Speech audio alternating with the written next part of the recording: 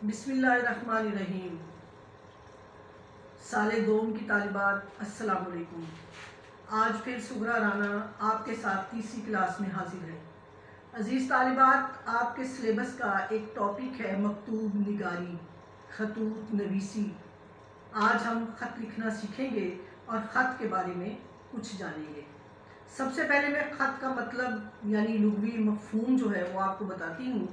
ख़त लकीर को कहते हैं, अरबी ज़बान का लफ्ज़ है, और जब ये लकीरें हरूफ में बदल जाती हैं, हरूफ लफ्ज़ों में ढल जाते हैं और लफ्ज़ जुमले बन जाते हैं और वो करतास पर आ जाते हैं, तो इसे हम ख़त की ज़बान कहते हैं। तो प्यारी तालिबात, हालात आजकल वैसे ही बहुत दिगरगू हैं। अपने अजीज़ों को, प्यारों को, रिश्तेदारों को, चाहने वालों को, जानने वालों को हम ख़त लिख कर मुखातिब हो सकते हैं। तो ये टॉपिक जो है मकतूब निगारी, मैंने चुना भी आज तीसरी क्लास के लिए इसलिए इसको है कि आजकल इस ख़त की अहमियत कुछ फजूलतर हो चुकी है। आजकल हम घर बैठकर अपने अजीज़ों को ख़त लिख सकते हैं। अजीज़ तालिबात, सबसे पहले हम ये देखेंगे कि ख़त की थोड़ी सी तारीख़ को देखना चाहें तो ख़त की तारीख़ वैसे तो बहुत तवील है, हमें बात करने की ज़रूरत उस पर नहीं है, मगर मैं आपको ये बताऊं कि ख़त को उर्दू ज़बान में अगर किसी ने अहमियत दी है और ख़त ज़बान की आबरू कायम की है और ख़त को वाक़िअतन मुकालमा बना दिया है, और अज़ीज़ जिसको आपने ख़त लिखना है, जो दूर बैठा है, जिससे बात करनी है, जिसको हालात बताने हैं, उसको करीब कर दिया है, तो वो एक शख्सियत है और उस शख्सियत का नाम है मिर्ज़ा गालिब। मिर्ज़ा गालिब जो गज़ल के शहनशाह थे, उन्होंने बड़ा नाम कमाया और क़यामत तक उनका नाम जो है वो उर्दू गज़ल में ज़िंदा रहेगा, मगर उन्होंने ख़त को भी ज़िंदा कर दिया। उनकी ज़िंदा नस्र ने ख़त को ज़िंदगी अता कर दी, और आज तक जितने भी ज़िंदा, सादा, सलीस, रवां नस्र लिखने वाले लोग हैं, वो मिर्ज़ा गालिब के तर्तबा किए बगैर, उनका इत्तिबा किए बगैर आगे नहीं बढ़ सकते। तो गालिब ने मुरासले को मुकालमा बना दिया और तसन्नो से भरपूर नमूदो नुमाइश से सजी हुई नस्र को आसान बना दिया, आसान ज़बान में ढाल दिया। तो प्यारी बच्चियों, ख़त जो है वो हम अपने दिल के जज्बात, हालात और ख़यालात उसको बताना चाहते हैं जो हमसे दूर है। वो लिखे जाते हैं, कागज़ पर लिखे जाते हैं और दूर भेजे जाते हैं, ताकि पढ़ने वाला जो है वो उन तमाम हालात से आगाह हो सके जिससे हम उसे आगाह करना चाहते हैं। तो यहाँ दूसरे नंबर पर हमारे सबकी इशारात में से दूसरे नंबर पर जो इशारा है वो आएगा खतूत की किस्में, कि ख़त कितनी किस्मों के होते हैं। सबसे पहले निजी या शख्सी खतूत, निजी या शख्सी खतूत, और उसके बाद अमूमी खतूत नंबर 2 पर आएंगे। नंबर 3 पर मुआमलाती या कारोबारी खतूत आते हैं, और नंबर 4 पर सरकारी ख़त आते हैं, और नंबर 5 पर रस्मी ख़त आते हैं।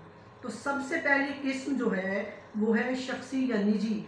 अपने अजीज़ों को, रिश्तेदारों को, प्यारों को, मोहब्बत करने वालों को, दूर रहने वालों को हालात से आगाह करना, जज्बात से आगाह करना, एहसासात से आगाह करना, अपने हालात से आगाह करना इन खतूत में आया करता है। और जबकि अमूमी ख़त वो ख़त होते हैं जो एक शख्स लिखने वाला होता है और बहुत सारे उसके मुखातिब होते हैं। जैसे किसी अखबार के एडिटर को किसी मसले के मुआशरती, मुआशी, मजहबी या सियासी मसले के बारे में आप ख़त लिखते हैं। आपका मुखातिब जो है वो पूरा मुआशरा है, जबकि आप लिखने वाले एक हैं। इस तरह के ख़त जो हैं वो अमूमी खतूत में आते हैं। मुआमलाती या कारोबारी ख़त वो ख़त होते हैं जब आप किसी ने किसी के साथ मामला तय करना है, कोई कारोबार शेयर करना है, किसी कारोबार के बारे में मालूमात लेनी है, या किसी कारोबार में शराकत दारी करनी है, या आप किसी को अपने कारोबार में शिरकत की दावत देते हैं, तो उनको हम मामलाती या कारोबारी ख़त कहते हैं। इसी तरह सरकारी ख़त वो ख़त होते हैं जो सरकारी महकमों के अफसरान को लिखे जाते हैं। मसलन किसी अफसर को आपने ख़त लिखना है कि आपने अपने असलहे का लाइसेंस बनवाना है, या आपने किसी मेमोरेंडम के लिए, सर्कुलर के लिए ख़त लिखना है, या आपने अपने किसी जुर्माने को अदा करना है, یا کسی فیس کو ادا کرنا ہے تو آپ اسے خط لکھتے ہیں، اس کو ہم سرکاری خط کہتے ہیں۔ رسمی خط بہت عمومی قسم کے ہوتے ہیں، یعنی آپ نے کسی شادی میں شرکت کے لیے کسی کو خط لکھا، اور کسی چہلم کی محفل میں کسی کو بلانا ہے تو اس کو خط لکھا، کسی سالانہ برسی کے موقع پر کسی کو بلانا ہے یا کسی کو سالگرہ کی دعوت دینا ہے تو آپ نے رسمی خط لکھا۔ تو عزیز طالبات، یہ خطوط تو ہو گئے وہ خط جو ہم نے ان کی قسموں کو دیکھ لیا، مگر ان کی قسموں کو دیکھنے کے بعد کچھ شرائط بھی ہوا کرتی ہیں، ہدایات بھی ہوتی ہیں خط لکھنے کے لیے۔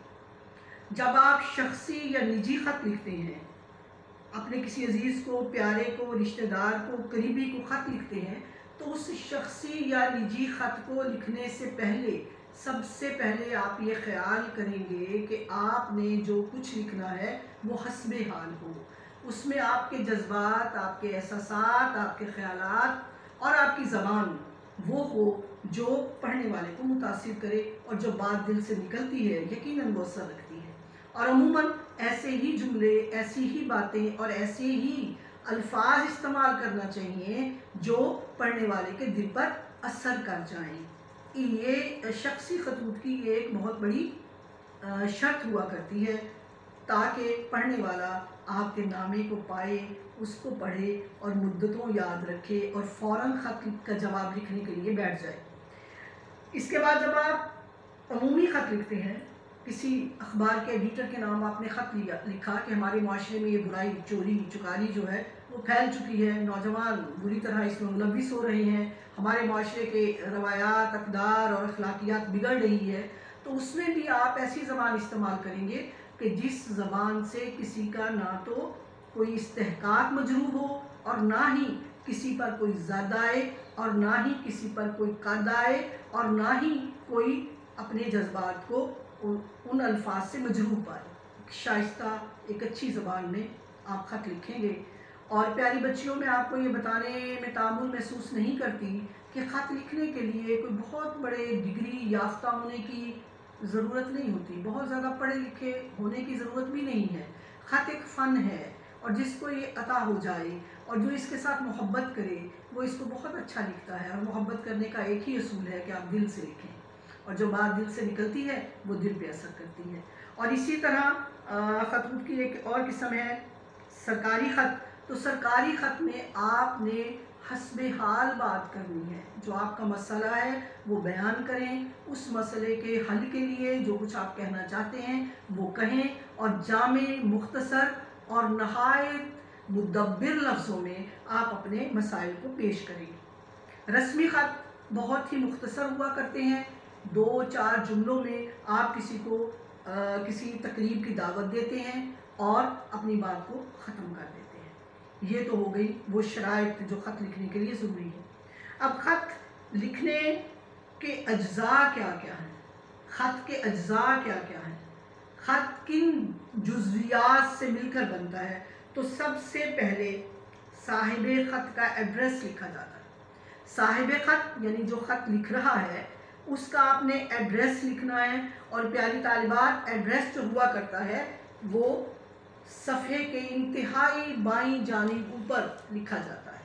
یعنی آپ جب ایڈریس لکھیں گے تو انتہائی بائیں جانب اوپر سے شروع کریں گے، یہاں انتہائی بائیں جانب اوپر سے ایڈریس شروع کریں گے۔ کس طرح؟ سب سے پہلے جو ہے وہ آپ کیا لکھیں گے؟ جہاں سے خط روانہ ہوگا، مقام روانگی۔ تو ہم چونکہ عموماً اپنی امتحانی ضرورت کے لیے خط لکھتے ہیں، ہماری طالبات جو ہیں جب مرکز امتحان میں بیٹھی ہوتی ہیں تو تبھی خط لکھا جاتا ہے امتحانی ضرورت کے لیے، تو آپ لکھیں گے از کمرۂ امتحان، اور پھر آپ الٹا کوما جو ہے وہ لگا دیں گے، از کمرۂ امتحان۔ اور اس کے بعد آپ نے اپنے شہر کا نام لکھنا ہے۔ شہر لکھ کر، چونکہ آپ امتحان کی ضرورت کے لیے لکھ رہی ہیں تو شہر کا نام عموماً نہیں لکھا جاتا، واضح ہدایات ہوتی ہیں ایگزامینرز کی طرف سے کہ آپ اپنے شہر کو، اپنے نام کو اور اپنے رول نمبر کو ظاہر نہیں کریں گی، تو آپ لکھیں گے شہر کے بعد الف، پھر ختمہ، پھر بے، پھر ختمہ، پھر جیم، پھر ختمہ، الف بے جیم اور پھر ختمہ۔ اور ختمہ آپ جانتی ہیں ایک چھوٹی لکیر کو کہا جاتا ہے۔ ختمہ لگائیں گی، یعنی کاغذ کے آپ کا جو نوٹ بک ہے اس کی یا آپ کا جو پرچہ ہے، جو آپ کے پاس کاغذ ہے جس پہ آپ خط لکھ رہی ہیں، اس کی انتہائی اوپری بائیں جانب سے آپ نے شروع کیا۔ پہلے آپ نے سب سے اوپر مقام روانگی از کمرہ امتحان لکھا، پھر آپ نے شہر کا نام لکھا اور شہر کے نام کے بالکل نیچے آپ تاریخ لکھیں گی۔ اور تاریخ لکھنے کا طریقہ کیا ہوتا ہے کہ آپ نے اردو ہندسے میں تاریخ لکھیں گی آپ، اور پھر لفظ میں مہینے کا نام لکھیں گی، اور پھر آگے اردو ہندسے میں ہی آپ سن ڈالیں گی، اور اس کے بعد آپ ختمہ لگا دیں۔ میری بات میرا خیال ہے بالکل بچوں کو سمجھ آ گئی ہوگی۔ یعنی آپ 15 تاریخ لکھنا چاہتی ہیں تو 15 جو ہے وہ اردو ہندسے میں لکھیں گے، 15 جولائی جو ہے جولائی آپ لفظوں میں لکھیں گی، اور سن 2020 جو ہے وہ ہندسوں میں لکھیں گی۔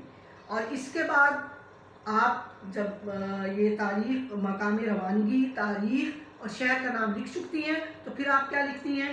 اس کے بعد آپ ذرا سا نیچے آ کر جس کو خط لکھا جاتا ہے اس کے لیے آپ القاب و آداب لکھیں گے۔ عزیز طالبات، القاب اور آداب جو ہیں ہمیشہ حفظ مراتب کو سامنے رکھ کر لکھے جاتے ہیں۔ استاد کو خط لکھیں گی تو استاد محترم لکھ سکتی ہیں، والد کو خط لکھیں گی تو پیارے ابا جان لکھ سکتی ہیں، کسی چھوٹے کو خط لکھتی ہیں تو خالی نام لکھ سکتی ہیں، اور کسی بڑے کو، بہت بڑے کو، استاد، بزرگ استاد کو خط لکھتی ہیں، یا چچا کو خط لکھتی ہیں، یا تایا کو خط لکھتی ہیں تو احترام کے ساتھ ان کو مخاطب کرے گی۔ تو القاب و آداب میں ہمیشہ حفظ مراتب کا خیال رکھا جاتا ہے، اور یہی وجہ ہے کہ غالب کے خط آج تک بہت مشہور ہیں، اور جب تک اردو نثر ہے غالب کا خط زندہ رہے گا۔ کیوں؟ انہوں نے القاب و آداب میں بڑی جدت برتی ہے، انہوں نے وہ پرانے طریقے کو چھوڑ کر جو ادب تھا، جو کہن تھا، جو بہت ہی زیادہ لمبے چوڑے القاب و آداب لکھے جاتے تھے اور بہت ہی نمود اور نمائش اور تصنع سے بھرپور لفظیات استعمال کی جاتی تھی، ان کو چھوڑ کر بہت جدت کے ساتھ، بڑی نزاکت کے ساتھ، بڑی خوبصورتی اور دل ربائی کے ساتھ القابات لکھے۔ اور میں امید کرتی ہوں کہ آپ بھی جب کسی کو خط لکھیں گی یا امتحان میں جب خط لکھیں گی تو القاب و آداب کو حفظ مراتب کے زمرے میں ہی لکھیں گی۔ القاب و آداب کے فوراً بعد ہم سلام لکھتے ہیں، سلام یا دعا، اس میں آپ السلام علیکم بھی لکھ سکتی ہیں خالی، اور السلام علیکم لکھنے کے بعد آپ ندائیہ لگائیں گی، اور اس کے بعد السلام علیکم کے بعد سے آپ خط شروع کریں گے دعائیہ کلمات سے یا خیریت پوچھنے سے۔ جیسے آپ لکھ سکتی ہیں کہ میں امید کرتی ہوں اللہ تعالیٰ سے کہ آپ خیریت سے ہوں گے اور میں بھی ٹھیک ہوں۔ اس طرح کے دعائیہ کلمات سے یا ابتدائی کلمات سے، تمہیدی کلمات سے خط کا آغاز کیا جاتا ہے، اور یہاں بھی یہ خیال رکھا جاتا ہے کہ تمہیدی کلمات جو ہیں وہ بہت زیادہ طویل نہ ہو جائیں، اور تمہیدی کلمات میں بھی حفظ مراتب کا آپ خیال رکھیں۔ آپ، تم، تو وغیرہ اس طرح استعمال کریں جیسے آپ عمر کے لحاظ سے خط میں اپنے مخاطب کو مخاطب کر سکتی ہیں۔ تو حفظ مراتب کا خیال رکھنا یہاں بھی ضروری ہے۔ اس کے بعد پیاری بچیوں مضمون آ جاتا ہے، نفس مضمون، خط کا مضمون۔ تو آپ جو بھی مضمون ہے، بالفرض آپ کسی کو تعزیت نامہ لکھ رہی ہیں، کسی کی والدہ کی وفات پر آپ کو تعزیت نامہ لکھنا ہے، تو خط کے لفظ جو ہیں، خط کے جملے جو ہیں، خط کی زبان جو ہے وہ آنسوؤں سے بھرپور ہونی چاہیے۔ اور اگر کبھی خوشی کے مقام پر خط لکھ رہی ہیں، شادی کی تہنیت دے رہی ہیں، تو آپ کے لفظوں سے خوشی پھوٹنی چاہیے۔ اور کبھی سرمستی اور خوشی کا موقع ہے تو پھر شوخی اور ظرافت سے بھی کام لیا جا سکتا ہے، مگر شوخی اور ظرافت ایسی کہ کسی کا دل نہ دکھے، اور خوش طبعی ایسی کہ حفظ مراتب مجروح نہ ہو۔ اور جب آپ غم کے موقع پہ خط لکھیں تو جس کو خط لکھ رہی ہیں مکتوب علیہ یہ سمجھے کہ آپ اس کے غم میں برابر کی شریک ہیں۔ اور سرکاری خط میں ہمیشہ زبان جو ہے وہ سادہ، سلیس، سیدھی اور مختصر الفاظ کے ساتھ آپ خط لکھیں گی، اور اسی طرح عمومی خط جو ہیں وہ مختصر مگر جامع ہوتے ہیں، اور اسی طرح رسمی خط نہایت مختصر ہوتے ہیں، مگر جو شخصی اور نجی خطوط ہیں ان کو آپ 2 یا 4 پیراگراف میں بھی لکھ سکتی ہیں۔ اور اس میں کوئی قدغن نہیں ہے۔ عام طور پر خط میں کوئی مثال، کوئی واقعہ، کوئی شعر، کوئی دل لگی کی بات جو ہے وہ کی جا سکتی ہے، مگر شرط وہی ہے کہ آپ حفظ مراتب کا خیال بھی رکھیں، زبان کی سلاست، سنجیدگی اور لطافت کا خیال بھی رکھیں، اور ایک بات اور یاد رکھیں کہ آپ کی زبان میں بلاغت بھی ہو، فصاحت بھی ہو اور سادگی بھی ہو، کیونکہ سادگی کی عمر جو ہے وہ بڑی طویل ہے، اور سادگی سے بات کی ہوئی سننے والے کے دل پر اثر بھی کرتی ہے۔ تو عزیز طالبات، یہ نفس مضمون کے بارے میں نے آپ کو بتا دیا، اور اختتام انتہائی دائیں جانب، صفحے کے بالکل آخر دائیں جانب کریں گے، اور وہاں بھی آپ کچھ دعائیہ کلمات، خیر اندیش، یا آپ کا خیر اندیش، آپ کی خیر اندیش، آپ کا عزیز طالب دعا وغیرہ لکھیں گی، اور نیچے پھر آپ نے اپنا جو ایڈریس یا نام لکھنا ہے وہ امتحانی نقطہ نگاہ کو نظر میں رکھتے ہوئے الف ب ج د، اور نیچے آپ ثالث دوئم لکھ کے خط کا اختتام کر دیں۔ عزیز طالبات، مجھے امید ہے کہ آپ یہ خط کے لکھنے کے طریقے سے بالکل آگاہ ہو چکی ہوں گی، اور آپ کو پتہ چل گیا ہوگا کہ خط ہم کس طرح لکھیں گے۔ اور ایک بات ہمیشہ یاد رکھیے کہ خط لکھنے والے کی اندرون کی تصویر ہوا کرتا ہے۔ خط آپ کی تحریر نہیں ہے، یہ آپ کا کردار ہے۔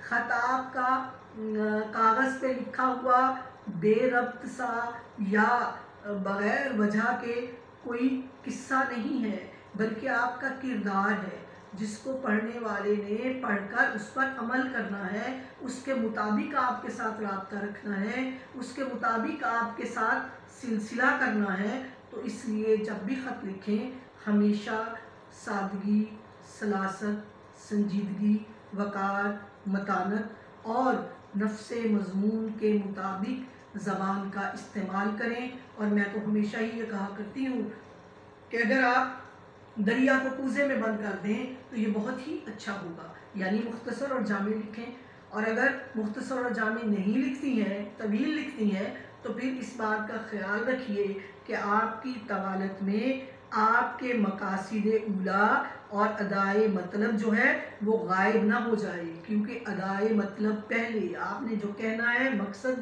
سب سے پہلے بیان کرنا ہے، مطلب سب سے پہلے بیان کرنا ہے، اور اس کے بعد کچھ اور جو ہے وہ آپ کہیں گی۔ تو خط لکھنے کا جو مقصد ہے اگر وہ فوت ہو جائے تو وہ خط پھر بیکار جاتا ہے۔ آخر میں آپ کو چند ایک اہم خطوط کے بارے میں نشاندہی کرتی ہوں، جن کو آپ مشق کے طور پر لکھ کر پریکٹس کر سکتی ہیں۔ مشق کے طور پر مشق کیجئے تاکہ آپ جب امتحان میں خط لکھیں تو آپ کو یقیناً امتحان میں یہ خط جو ہیں وہ مدد دیں گے۔ سب سے پہلے تو ہم شخصی خطوط میں دیکھیں گے، نجی اور شخصی خطوط میں آپ اپنے کسی دوست کو اس کے بھائی کی شادی کی مبارکباد کا خط لکھیے۔ نمبر 2 پہ آپ کسی اپنے عزیز کی وفات پر ان کے بچوں سے تعزیت کا اظہار کیجیے۔ نمبر 3 پر آپ اپنی کسی بہن کو یا چھوٹے بھائی کو نصیحت کیجیے کہ وہ بری صحبت سے دور رہے۔ اور نمبر 4 پر آئے گا کہ آپ کسی اپنے بھائی کو سگریٹ نوشی کے نقصانات بتائیں اور اس سے بچنے کی تلقین کریں۔ اور نمبر 5 پہ کوئی آپ کا چھوٹا بھائی یا بہن جو ہاسٹل میں ہے اس کو خط لکھیے اور ہاسٹل کے حالات سے آگاہی حاصل کیجیے۔ نمبر 6 پہ آپ اپنے کسی بھائی یا بہن کو خط لکھ کر اسے مزید پڑھائی میں مشورہ دیں، اچھی پڑھائی کے لیے مشورہ دیں، اور اس سے پوچھیں کہ اس کی پڑھائی جو ہے وہ کیسی جا رہی ہے اور وہ کیا کچھ آج کل پڑھتا ہے۔ اور ایک خط اور بھی کسی کو لکھیے، کسی کزن کو، کسی دوست کو، کسی بہن کو، بھائی کو، کہ وہ غیر نصابی سرگرمیوں کے حالات اپنے ادارے کے آپ کو بتائے اور آپ اسے مشورہ دیں کہ وہ کس طرح کی غیر نصابی سرگرمیوں میں حصہ لے سکتا ہے۔ اس کے علاوہ عزیز طالبات، عمومی خطوط میں کسی اخبار کے، بالفرض ڈان اخبار کے، ڈان لاہور اخبار کے ایڈیٹر کو خط لکھیے اور اسے بتائیے کہ آج کل ہمارے محلے میں نوجوان لڑکے جو ہیں وہ छोटी छोटी चोरियां करते हैं, औरतों के पर्स छीन लेते हैं, राह चलती हुई लड़कियों को, बच्चियों को तंग करते हैं, या कोई हाथों से शॉपिंग की चीज़ जो है वो छीन लेते हैं। ये क्राइम, इस तरह के जो जराइम हैं वो बढ़ रहे हैं, और आपका अखबार जो है इसको पेश करे ताकि माशरे में इसकी तरफ तवज्जो हो सके। इसी तरह आप किसी नाशिर से जो किताबें छापते हैं उसको ख़त लिखिए और उसे इस्तदा कीजिए कि परवीन शाकिर की शायरी की किताबें जो हैं वो आपको चाहिए, आप उसकी शायरी पढ़ना चाहते हैं, वो आपको भेजें। या किसी भी और शायर का नाम लिख सकती हैं, गालिब का दीवान मंगवा लीजिए, मीर तकी मीर की शायरी मंगवा लीजिए, कोई भी आप शायरी की किताब जो है वो पढ़ना चाहती हैं वो मंगवा लीजिए, उसके लिए आप ख़त लिखेंगी। इसी तरह मामलाती या कारोबारी ख़त में आप अपनी प्रिंसिपल साहिबा के नाम ख़त लिखिए कि वो आपको फ़ीस में मुआफ़ी दे, क्योंकि आपके घरेलू हालात जो हैं वो कोरोना वायरस की वजह से ख़राब हैं और आप पूरी फ़ीस जो है वो अदा नहीं कर सकती। कुछ फ़ीस में रियायत के लिए उनको ख़त लिखिए। इसी तरह रस्मी ख़त में आप अपने भाई की शादी की दावत जो है वो अपनी किसी दोस्त को दीजिए और ख़त लिखिए, और इस तरह आप उसको दावत भी देंगी और आपको ख़त की प्रैक्टिस भी हो जाएगी। इसी तरह के ये टॉपिक्स जो हैं इनको अगर आप रोज़ाना की बुनियाद पर अपने घर में बैठकर मश्क करें तो कुछ बाइद नहीं कि आप एक बेहतरीन और अच्छी ख़त नवीस हो सकती हैं। तो बच्चों, एक बात हमेशा याद रखो कि जो ज़्यादा लिखता है वो बहुत ज़्यादा पुख्ता हो जाता है, लिखने से इल्म आता है। पढ़ने और लिखना ये दो ऐसे अमल हैं जिनसे इल्म आता है, और ख़त जो है ये लिखने में बड़ी ही खूबसूरत और मज़ेदार चीज़ है। आप अपने दिल के हालात किसी को लिखेंगे, बहनों को, भाइयों को, वालदा को, और किसी दोस्त को ख़त लिखें, वो आपके शहर बहावलपुर में आए और आप यहाँ की उसे सैर करवाएं। बहावलपुर के बहुत सारे तारीख़ी जगह जो हैं उनके बारे में लिखिए, अपने शहर की तारीख़ के बारे में उसे बताइए, उसको महमेज़ कीजिए कि वो यहाँ आए और आपके शहर को देखे। तो इस तरह के ख़त जो हैं जब आप मश्क के तौर पर लिखेंगी तो मैं उम्मीद करती हूँ कि आप ख़त लिखने में कामयाब हो जाएंगी इंशाअल्लाह। वमा अलैना इल्लल बलागुल मुबीन।